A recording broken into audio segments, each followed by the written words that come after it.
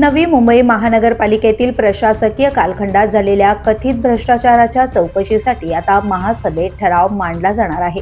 भाजपची एकाती सत्ता स्थापन झाल्यानंतर या चौकशीचा मार्ग मोकळा झाला असून वनमंत्री गणेश नाईक यांच्या पुढाकाराने ही प्रक्रिया वेगाने सुरू झाली आहे।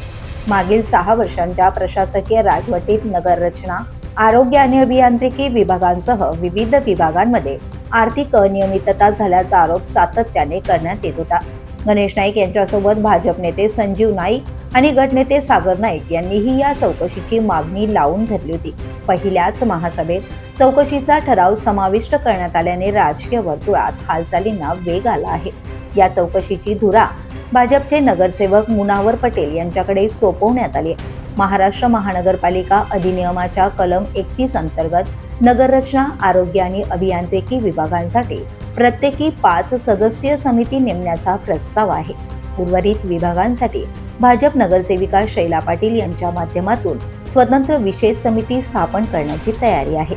या समित्या प्रशासक कालावधीत झालेल्या सर्व कामांची तपासणी करून सविस्तर अहवाल सादर करतील आणि त्यावर आधारित श्वेतपत्रिका प्रसिद्ध केली जाईल।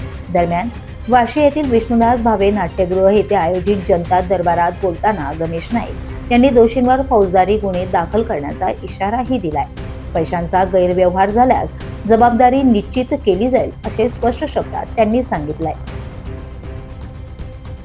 The police news bureau, Navi Mumbai.